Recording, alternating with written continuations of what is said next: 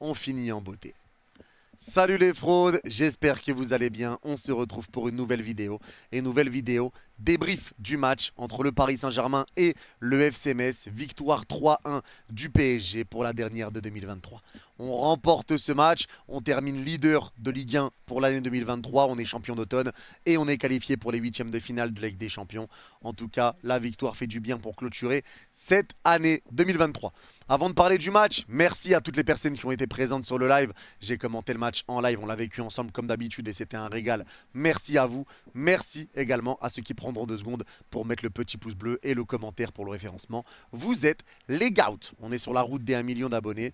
Hein, on y est presque, donc merci à ceux qui vont s'abonner aussi. Et je vais commencer maintenant ce débrief en parlant de Luis Enrique. Luis Enrique, les gars, qui arrive encore avec un dispositif aujourd'hui en 3-4-3. Un dispositif où je me pose des questions. Je me pose des questions parce que pour moi, on n'a pas encore un dispositif où on est très à l'aise. Certes, on sait que le 4-3-3 est le dispositif que nous, supporters du PSG, on veut voir. Maintenant, Luis Enrique aime beaucoup arriver en 4-2-4, il aime arriver en 4-4-2, il aime jouer en 3-4-3. C'est pas tout le temps qu'il va nous mettre le 4-3-3. Moi, c'est la première chose qui me pose problème, c'est qu'on n'a pas encore de dispositif dans lequel on est à l'aise et on veut à chaque fois essayer d'en mettre un nouveau et ça peut poser problème. Deuxième problème pour moi, et ça j'en ai déjà parlé, c'est le fait que jamais c'est les mêmes joueurs qui jouent. Il y a tout le temps des joueurs qui changent dans la composition, toujours des joueurs qui sont placés différemment. Lali Kangin qui était à gauche, Zahir Emery qui était défenseur, enfin qui était piston droit, Kolo Muani qui était à droite, tout ça. Donc il y a toujours des postes différents qui sont mis et pour moi, ça peut jouer contre nous également. Maintenant, Metz a été une équipe qui a joué bloc très très bas. Ils étaient en 6 défenseurs. Hein. Ils étaient 6 défenseurs, c'était quand même inquiétant. Donc pour moi, quand je vois le dispositif, je me dis que, comme face à Lille, il veut asphyxier les Messins, il veut qu'on récupère les ballons très très haut et il veut qu'on apporte le danger. En termes de récupération, on récupérait le ballon, on gardait la possession, mais la première mi-temps, c'était horrible. C'était horrible parce que dans le jeu, on n'arrivait pas du tout à faire bouger le bloc messin.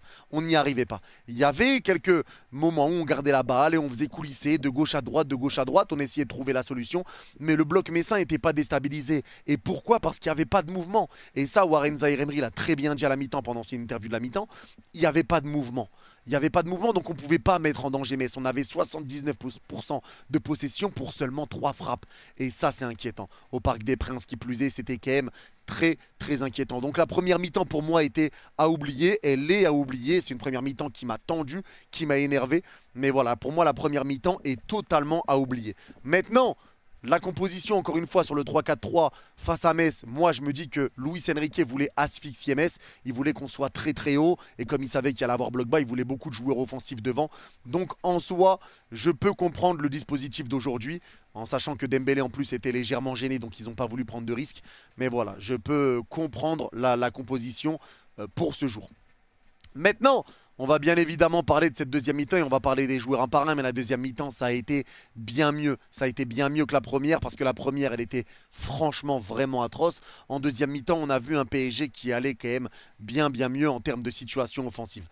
Et on va commencer à parler de la défense avec Skriniar. Skriniar, les gars, pour moi, Skriniar, Danilo, Marquinhos, ils ont été solides défensivement. Ça a été quand même solide. Ils ont fait leur match. J'ai trouvé un Danilo, encore une fois, monstrueux, taille patron, qui prouve qu'il doit être titulaire dans cette équipe du Paris Saint-Germain.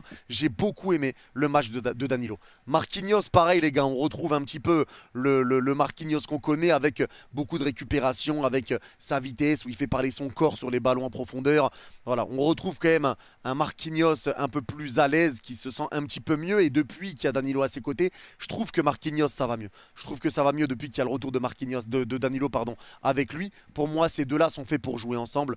Très clairement, vu que Lucas Hernandez était laissé au repos, tout comme Achraf Hakimi. Et Skriniar ne fait pas un mauvais match aujourd'hui. Il fait pas un mauvais match, ça a été plutôt bon. Il a eu des relances qui ont été ratées, etc. Mais moi, je sais pas, je sais que je ne suis pas le seul. Dites-moi en commentaire, mais moi, Skriniar ne me rassure pas. Même s'il fait pas un mauvais match aujourd'hui, dans ses courses, dans son positionnement, dans ses prises de balles, dans ses passes, dans son attitude, j'ai peur. Je sais pas pourquoi, je sais pas ce qu'il y a autour de Milan Skriniar. Dites-moi en commentaire si je suis le seul avec ce ressenti-là. Mais Skriniar ne me rassure pas du tout. Et pourtant, il fait pas un mauvais match aujourd'hui. Il fait pas un super match. La défense n'a pas eu grand-chose à faire aujourd'hui. Mais voilà, ça a été, pour moi, Skriniar me fait peur. J'ai pas d'autre explication. Skriniar me fait peur. Donnarumma, il a eu une parade à faire aujourd'hui. Il ne l'a pas faite.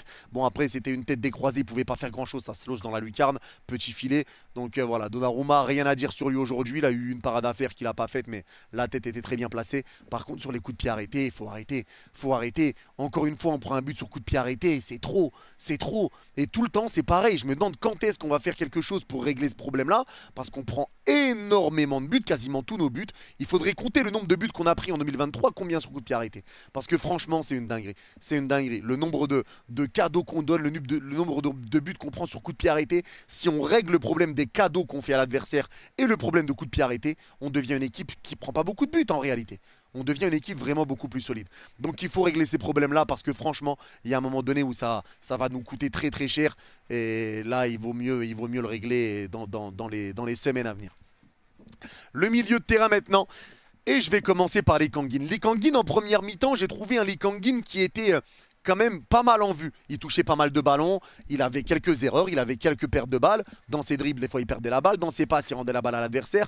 Il avait des mauvais choix de temps en temps, pareil dans ses 1-2, avec Barcola, dans ses poussées de balles, tout ça. Il a eu du déchet. Mais il était en vue. C'est l'un des seuls joueurs pour moi qui essayait de jouer vers l'avant dans la première mi-temps. Il essayait de faire un peu ce qu'il pouvait, mais avec quelques déchets. En deuxième mi-temps, je trouve que Lee Kangin, ça allait bien mieux. Maintenant, il n'était pas aidé forcément avec des joueurs offensifs qui faisait pas beaucoup d'appels de balles. C'était un peu compliqué de se trouver avec une défense, encore une fois, de Metz qui était très très basse. Mais j'ai trouvé quand même un Lee Kangin plutôt bon aujourd'hui. Un Lee Kangin sur l'ensemble des demi-temps, sur l'ensemble du match en tout cas. Un Lee Kangin qui a été plutôt à l'aise, même quand il a été basculé côté droit et qu'il a amené ce but pour Vitinha pour l'ouverture du score. J'ai trouvé un Lee Kangin quand même qui commence à reprendre confiance en lui. Confiance en son football, qui rejoue vers l'avant, voilà, qui est pas mal cherché, qui est pas mal trouvé. J'ai vu un bon Lee Kangin aujourd'hui et ça fait du bien de voir un Lee Kangin retrouver un visage comme ça. Alors tout n'était pas parfait, c'était pas un match parfait de Lee Kangin, mais c'était un bon match de Lee Kangin et ça fait plaisir pour lui parce qu'encore une fois, je le répète, mais Lee Kangin est un joueur qu'on veut voir s'imposer au Paris Saint-Germain. Et là aujourd'hui, ça a été, donc voilà, bravo à Lee Kangin et content de le revoir jouer à ce niveau-là, vu les nombres de matchs qu'il avait enchaînés en étant vraiment pas bon. Derrière Ugarte et Ugarte, moi ça continue. Ugarte les gars, je me pose des questions parce que c'est le même constat. Je vais dire la même chose que ce que je dis dans les débriefs depuis 2 mois. C'est que Ugarte c'est plus le même qu'en début de saison. Et je trouve que des fois il a du bon, des fois il a du moins bon. Encore une fois, comme je dis depuis 2 mois, c'est pas un mauvais match mais c'est pas un bon match. Je trouve que Ugarte est pas le plus rassurant. Je trouve que Ugarte ne fait plus les récupérations qu'il faisait avant. Je sais pas. Alors on verra si la trêve va lui faire du bien. Est-ce qu'il a besoin de repos ou autre. J'ai trouvé un Ugarte, encore une fois, pas mauvais aujourd'hui. Mais pas bon non plus. Voilà, c'était un match entre deux. J'ai trouvé un Ugarte normal. J'ai trouvé un Ugarte normal aujourd'hui. Mais voilà, je sais pas, je me pose des questions sur Ugarte, mais c'est un peu inquiétant le fait de pas retrouver le niveau qu'il a pu nous montrer auparavant. Parce qu'il faut le rappeler quand même, hein, les récupérations qu'il faisait très très hautes, l'impact physique qu'il mettait, il était là sur tous les ballons. À chaque fois qu'il y avait une ressortie de balle, Ugarte il était là. Là, je le vois beaucoup moins. Alors c'est lié à quoi? Est-ce que c'est lié au fait que maintenant il était avec 2 milieux, enfin il était avec un seul milieu, avec Vitinha? C'est peut-être lié à ça, je sais pas ce qui fait que, mais voilà, Ugarte, encore une fois, les gars, ça continue sur la lignée dans laquelle il était à la base. Et Vitinha. Vitinha, c'est une masterclass. C'est une masterclass aujourd'hui de Vitinha parce que dans le jeu vers l'avant, Vitinha, pour moi, avec Lee Kangin, a été le seul joueur à jouer vraiment vers l'avant, à essayer de trouver des solutions vers l'avant, à lancer Mbappé dans le dos de la défense, à essayer de trouver des passes dans des trous de souris. Il a été très bon. Il a été très bon, Vitinha. Il a été buteur et passeur en plus en deuxième mi-temps. J'ai beaucoup aimé le match de Vitinha, mais déjà, même dans sa première mi-temps, il était bon. Donc, vraiment, masterclass de Vitinha. Aujourd'hui, j'ai vu Iniesta. Bon, j'abuse. Mais les gars, Vitinha aujourd'hui, ça a été exceptionnel. Il a été vraiment très bon dans son jeu vers l'avant, dans ses passes, dans sa temporisation. Il a fait les bons choix avec le ballon. Il a fait pas mal de récupérations, pas mal d'efforts défensifs pour revenir aider ses coéquipiers. Vraiment, Vitinha, ça a été une masterclass aujourd'hui. Il a été élu homme du match et c'est pas pour rien. Il a été monstrueux. C'est lui qui ouvre le score et qui nous permet de souffler un peu et qui permet de débloquer un peu le bloc messin qui était obligé de sortir pour essayer d'égaliser. égaliser. Mais vraiment, Vitinha, énorme match de sa part et ça fait du bien de le voir jouer comme ça. Warren Zaïre-Emery sur le côté droit, bah forcément il n'était pas à son poste. Mais en deuxième mi-temps, on a changé de dispositif. On était en 3-4-3 en première mi-temps. En deuxième mi-temps, on s'est transformé en 3-3-4. Zaïre-Emery est repassé au milieu de terrain avec Vitinha et Ugarte. Et on s'est retrouvé avec Kolo Muani en pointe avec Mbappé. Barcola côté gauche et Lee Kang-in à droite. C'est forcément là que ça a commencé à changer un petit peu. C'était peut-être un peu mieux vu que c'est ce qui ramène le but. Lee Kang-in qui était côté droit et qui centre pour Vitinha au point de pénalty. Mais pour moi, c'était une bonne décision. Ça a été une bonne décision pour ramener un petit peu plus de densité devant, pour ramener un petit peu plus de joueurs offensifs devant, plutôt qu'essayer de trouver cet équilibre, etc. Surtout vu comment Metz ne sortait pas le ballon, même s'il y a eu des très bonnes sorties de balle. Van der Kerkhoff a été très très bon et Lamine Camara a été exceptionnel. L'entrée de Lamine Camara, le Sénégalais, il a été incroyable. Vraiment incroyable. Les deux, Van der Kerkhoff, l'Algérien, et Lamine Camara, son entrée, ça a été monstrueux et le danger aurait pu vraiment venir d'eux. En tout cas, Zaïre-Emery, quand il était sur le côté droit, c'était un match neutre. C'est pareil, les gars. Zaïre-Emery, pour moi, n'a pas fait un mauvais match. Pour moi, il n'a pas fait un superbe match non plus. Il était sur le côté droit, il n'était pas à son poste. Derrière, il est revenu au milieu de terrain. Mais bon, c'était dans une défense à 3, donc c'est différent. C'était face à un bloc très très bas, donc il n'a pas pu non plus faire jouer ses qualités. Mais il a fait pas mal de récupération. Voilà, il a encore fait jouer son impact physique, etc. Il a tenté de mettre des petits ballons, etc. Mais jamais un ballon dans le dos de la défense, tout ça. Donc c'était un match un peu mitigé pour Zaïre-Emery, mais pas mauvais, pas bon non plus. Il a fait un match plutôt normal, un petit peu à la Ugarte aujourd'hui. Et l'attaque derrière avec Barcola et Kolo Muani. Barcola, les gars, sur le début de match, j'avais quand même trouvé un Barcola plutôt vif, plutôt affûté. Il était pas mal, il avait bien commencé, il avait quand même fait quelques petites différences, etc. Ce qui lui manque, c'est peut-être la dernière passe ou la finition. Mais à partir du moment où ça a permuté que Kolo est passé à gauche et Barcola est passé à droite, à partir de là, moi j'ai perdu Barcola. À partir de là, je l'ai perdu parce qu'il a pu ramener aucun danger. Ça a été beaucoup plus compliqué. En deuxième mi-temps, ça a été beaucoup mieux pour Bradley Barcola. Il a ramené énormément de danger. Pareil, les gars, c'est ça spécial quand il est sur le côté gauche et que d'un coup il accélère pour rentrer dans la surface et mettre ce petit ballon en retrait. Barcola a été bon aujourd'hui. J'ai bien aimé son match. Ça a été beaucoup mieux vu qu'Mbappé était dans l'axe avec Kolo Muani. Ça a été beaucoup mieux aussi pour Mbappé vu qu'il pouvait prendre un petit peu plus le côté gauche. Il se marchait pas dessus. Les deux arrivaient à choisir quand un joueur était sur le côté. Il y en a un qui se mettait un peu plus en retrait, tout ça. Donc Barcola arrivait aussi à faire un petit peu le yo-yo avec Mbappé pour le placement sur le côté gauche. Mais les deux ont été bons. Ça a été bon, enfin les deux. Barcola a été bon en tout cas. J'ai trouvé quand même un bon match de Barcola, même s'il y a eu une phase un petit peu sans dans ce match, mais un petit peu comme pour tout le monde. Et Kolo Muani, eh ben, ça a été zéro. Kolo Muani, ça a été zéro encore une fois. Et vous savez que moi, j'ai envie qu'il réussisse au PSG parce que franchement, ça fait mal au cœur. Ça fait mal au cœur pour lui. Et c'est pas non plus bien pour nous, forcément pour le club. Mais Kolo Muani, ça a été dur aujourd'hui. Et encore une fois, pas mal de contrôles ratés, même si c'est lui qui arrive à ramener le deuxième but du PSG parce qu'il arrive à garder la balle, mais après un contrôle raté. Mais voilà, c'est beaucoup de contrôles ratés, des mauvais choix, des mauvaises passes. Ça a été dur pour Kolo Muani aujourd'hui et on sent qu'il est touché. On sent qu'il est touché dans sa tête parce qu'on le voit quand il y a des plans qui viennent sur lui, les caméras qui sont braquées sur lui. On sent son visage un petit peu fermé. On sent quand même que la confiance est pas réellement là. Et il y a une stat qui parle d'elle-même, c'est que Vitinha a autant de buts que Kolo Muani cette saison avec le PSG. Et c'est pas anodin non plus. C'est pas anodin non plus, mais bon, c'est comme ça et on espère que Kolo Muani ça va le faire à un moment parce que là aujourd'hui ça a été quand même très très compliqué encore une fois et je me demande jusqu'à quand on va essayer, parce que là, ça devient très inquiétant. Une moitié de saison comme il l'a fait, c'est très très compliqué. Et derrière Mbappé, Mbappé qui a été double buteur aujourd'hui. Il a été double buteur, il a mis un banger, entrée de surface, une frappe enroulée du droit qui met une barre entrante et un deuxième et le doublé derrière, le troisième but pour son anniversaire où il est juste dans la vista, où il sent la passe qui va être mise en retrait, qui va être mal donnée, il récupère le ballon devant Oukidja et derrière il pousse le ballon au fond. Il faut le mettre, il faut le sentir et c'est un beau doublé d'Mbappé. C'est un beau doublé d'Mbappé qui va le remettre en confiance parce que dans le jeu aujourd'hui ça a été compliqué aussi, mais forcément encore une fois face à un bloc très bas c'est compliqué, mais Mbappé voilà il a mis un doublé aujourd'hui, ça a été plutôt bon et à partir du moment où Metz a commencé à sortir quand Paris a marqué et à laisser de l'espace, on a vu que Mbappé était beaucoup mieux, il était beaucoup plus dangereux, beaucoup plus tranchant, il y avait beaucoup plus de situations qu'on n'arrivait pas à concrétiser, mais il y avait beaucoup plus de situations. Donc on le sent et on le sait. C'est pour ça qu'il y a deux visages du Paris Saint-Germain, celui en Ligue 1 et en Ligue des Champions. Face à des blocs bas, on n'arrive pas à jouer. Face à des blocs bas, on n'y arrive pas. Mais face à une équipe qui va nous rentrer dedans et qui va laisser de l'espace, forcément, si elle te rentre dedans, ça te laisse de l'espace. Là, on est dangereux. Et c'est pour ça qu'on est dangereux en Ligue des Champions. Et c'est pour ça qu'Mbappé a été bon contre Dortmund en 9. Parce que forcément, les joueurs de Dortmund montaient, ils laissaient de l'espace et tu pouvais accélérer très très vite dans leur dos. Mais Mbappé, moi, dans l'axe, alors la question c'est de savoir est-ce qu'il faut le laisser en numéro 9 ou pas. Moi, s'il arrive à être libre et qu'il est à l'aise comme ça, il peut jouer à droite. On l'a vu à droite dans ce match, on l'a vu dans l'axe dans ce match, on l'a vu à gauche dans ce match. Le but vient quand il est sur le côté gauche d'ailleurs en plus. Mais à voir ce qui sera le mieux parce que forcément tu as Gonzalo Ramos dans un match comme ça. Gonzalo Ramos peut aussi être utile. Le problème c'est que si tu mets Mbappé à gauche, bah, tu dois sortir Bradley Barcola. Est-ce que Barcola mérite de sortir de ce 11? C'est des choix, c'est des choix et des choix que Luis Enrique doit faire et c'est pour ça que je pense qu'il tourne beaucoup. Maintenant moi comme j'ai dit avant de tourner, j'aimerais qu'on prenne les décisions de savoir quel est notre 11 type. J'aimerais qu'on trouve notre 11 type avant de faire tourner tout le temps, changer de système, de joueurs, etc. Mais bon, après ça c'est au coach de voir encore une fois, mais Mbappé doublé, ça fait plaisir pour lui et pour son anniversaire en plus. Et il y a Ethan qui est rentré. Ethan les gars qui est rentré et qui a joué avec son frère aujourd'hui pour son anniversaire. Premier match d'Ethan en Ligue 1 avec le PSG cette saison.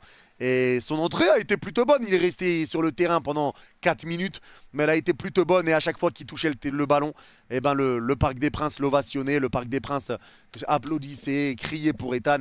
Et ça fait plaisir. Ça fait plaisir parce que c'est un joueur aussi qu'on avait envie de voir avec le maillot du PSG, qu'on a envie de voir avec le maillot du PSG. Et ça fait plaisir pour lui, il était tout content à la fin du match. C'est des belles images, c'est des belles images, c'est des belles émotions. Il est parti dans les bras d'Mbappé derrière, Skriniar qui vient lui faire un câlin, Hakimi qui vient rigoler avec lui. Tout le monde a été content pour lui derrière. Lui-même a été très très très content à la fin du match. Donc ça fait plaisir pour Ethan, on espère qu'on le reverra aussi. Parce que c'est un joueur aussi qui a du talent, on l'a vu sur les matchs amicaux, c'est un joueur qui a du talent. Et si Enrique l'a fait rentrer aujourd'hui, à mon avis, c'est pas pour rien non plus, c'est qu'il sent qu'il y a quelque chose qui peut se dégager avec ce bon vieux Ethan Mbappé. En tout cas, content de l'avoir vu aujourd'hui, content de la réaction du Parc des Princes, parce que c'est des belles images et ça fait du bien de voir ça. Ça fait du bien de voir ça. Et derrière Ramos, l'entrée de Gonzalo Ramos. Et Ramos, les gars, j'en vois déjà qui lui tombe dessus par rapport au raté qu'il a eu. Les gars, Ramos, à un moment donné, il faut comprendre que Ramos avait fait un excellent match contre Monaco. Derrière, il a été bench jusqu'à maintenant. Donc, à un moment donné, il faut comprendre qu'il y a un manque de confiance chez Gonzalo Ramos. Déjà, qu'on a du mal à jouer avec un 9, qu'on a du mal à le trouver, qu'il a du mal à prendre ses marques un petit peu au PSG, il faut être patient. Il faut être patient parce que mentalement, c'est dur pour lui aussi. C'est dur. Un jour, il va jouer, un jour, il va pas jouer. Donc quand il a des occasions, il la rate. Il a raté une grosse occasion aujourd'hui, un énorme face-à-face. Mais il ne faut pas lui tomber dessus. Il ne faut pas lui tomber dessus. Il est beaucoup remplaçant. Il rentre une fois tous les 10 du mois. Il rentre en plus pendant 10 minutes. Donc voilà, c'est compliqué. Forcément, il y a un manque de lucidité. Il va falloir le laisser trouver ses marques, le laisser s'adapter au Paris Saint-Germain tranquillement. Il y a des joueurs comme ça qui ont besoin d'un petit peu plus de temps d'adaptation. Et moi, Gonzalo Ramos, je pense qu'il arrivera à s'adapter au PSG. Alors, est-ce qu'il est PSG compatible? Je ne sais pas. C'est un peu comme Milan Skriniar. Je ne sais pas s'il est PSG compatible. Mais en tout cas, j'ai pas envie de lui tomber dessus parce que ça se voit que c'est un joueur qui a beaucoup d'envie, mais un joueur qui n'est pas en confiance. C'est un joueur qui a besoin de confiance pour performer. Un joueur qui a besoin de la confiance de son coach, un joueur qui a besoin de jouer. Donc voilà, j'ai pas envie de tomber sur Gonzalo Ramos aujourd'hui malgré son énorme raté. J'ai envie de lui faire confiance et on espère qu'on le reverra jouer au PSG, qu'on le reverra, enfin on le reverra c'est sûr, mais qu'on le reverra en tant que titulaire et qu'il arrivera à reprendre confiance dans ce club et pourquoi pas s'adapter et devenir un titulaire, sait-on jamais. En tout cas, dans la globalité, les gars, ça n'a pas été un énorme match, un grand match du PSG. La première mi-temps, encore une fois, a été vraiment, mais vraiment catastrophique. Elle a été horrible. La deuxième mi-temps, ça allait beaucoup mieux, surtout parce qu'on marque assez vite. On marque à la 49e, derrière les Messins commencent à ressortir et ils laissent de l'espace dans leur dos. Donc la deuxième a été beaucoup mieux. En tout cas, on a vu du bon chez certains. Ça va permettre à Mbappé de se remettre en confiance. Lee Kang-in, ça va lui permettre de se remettre en confiance. Il y a des joueurs à qui ça va faire du bien de se reposer aussi, pour Ugarte qui avait enchaîné les matchs. Vitinha qui continue de taper dans l'œil de Luis Enrique. Donc je pense que Vitinha ne fera plus jamais banquette en Ligue des Champions avec Luis Enrique cette saison. Je pense que Luis Enrique l'a compris et il l'a dit lui-même en conférence de presse. J'espère revoir Zaïre Emery au milieu parce que ce poste de piston, non merci. On a assez donné avec Christophe Galtier et Danilo Pereira pour moi qui continue de marquer des points et qui prouve qu'il doit être titulaire indiscutable dans cette défense centrale du PSG. Maintenant, on verra quel sera le mercato qui commencera au mois de janvier. Qu'est-ce qu'on fera? Mbappé, est-ce qu'il prolongera ou pas étant donné qu'il est libre de signer où il veut en janvier? Maintenant, je pense qu'Mbappé ne signera nulle part au mois de janvier. S'il part, il signera à la fin de la saison. Je vois mal Mbappé signer en janvier et finir la saison comme ça en sachant qu'il va aller dans un autre club à la fin. Je pense pas qu'il fera ça au PSG. Je pense qu'il attendra et qu'il signera l'été prochain si jamais vraiment il doit partir. Maintenant, on verra s'il va prolonger pour rester ou non. Telle est la question. Mais en tout cas, voilà, c'était le dernier match du PSG. On verra le PSG le 3 janvier pour le Trophée des Champions face à Toulouse pour le retour du Paris Saint-Germain en 2024. En tout cas, n'hésitez pas à me dire en commentaire, est-ce que vous êtes d'accord, pas d'accord avec moi? Qu'est-ce que vous avez pensé du match? Parce que franchement, la première mi-temps, elle était quand même horrible. Je me suis énervé en plus, mais c'était quand même horrible. Et ceux qui ont regardé le débrief jusqu'à la fin, n'hésitez pas à mettre Naruto en commentaire. Et je comprendrai que vous l'avez vu jusqu'à la fin. Prenez soin de vous. Vous êtes les gouts. Bye bye et allez Paris.